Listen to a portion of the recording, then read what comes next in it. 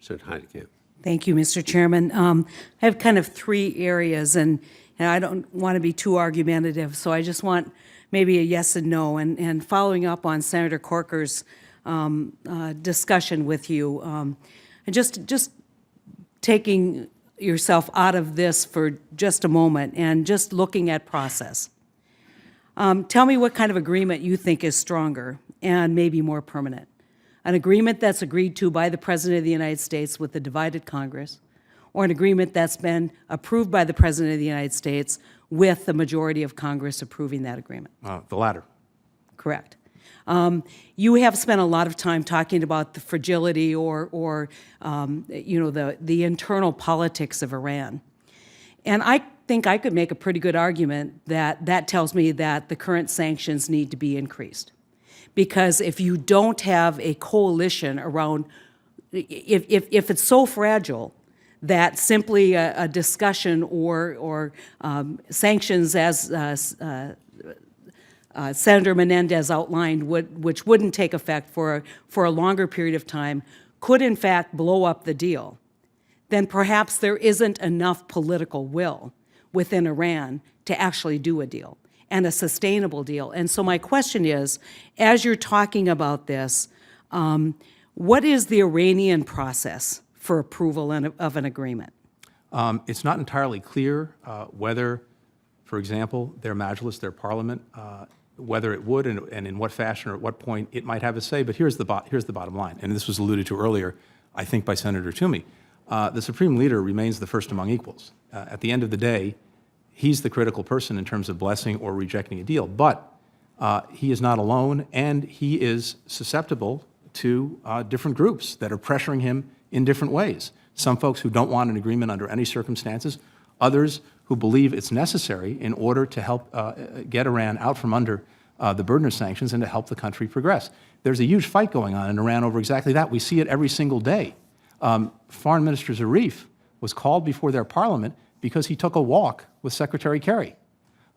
So there are folks who are trying desperately to make sure nothing happens. The point being that the process— I get what you're saying, Deputy Secretary, but wouldn't that argue that this is extraordinarily difficult negotiations, because negotiations when people can exploit divisions on either side make it for extraordinarily difficult. Absolutely. And there hasn't been, you could argue, there hasn't been enough economic pressure for the Ayatollah or for Iran writ large, not just the government and the government you're negotiating with, to basically make a firm commitment to resolving this issue in this process. And I'll just leave it. I would say that they actually made a commitment. I'm sorry, Senator.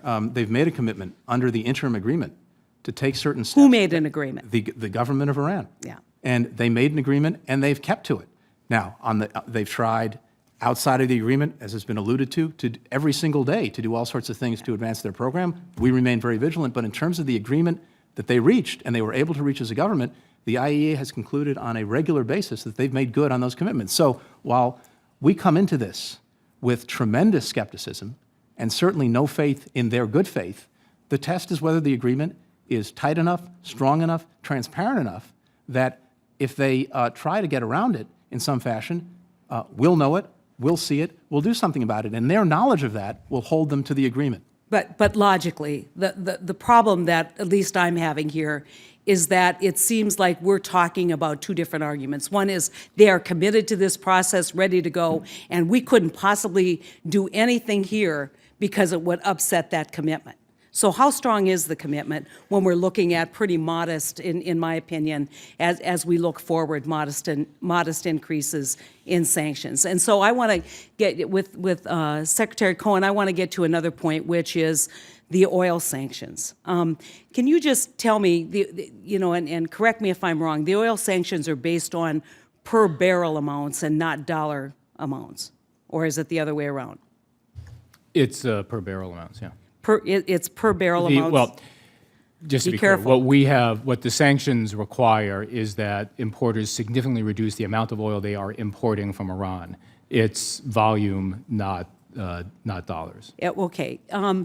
That's an important point, because if it were dollars, obviously in a low dollar environment, Iran would not only be happy to have a dollar commitment because they could move into markets that they hadn't had already, or a low dollar value of oil.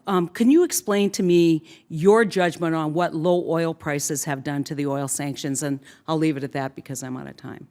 Yeah, the drop in the price of oil, the 50% drop in about the last 6 months, has had a significant impact on Iran's budget process. Right? They have, the way they budget is based on how much oil they're selling and what they think the value of that oil is.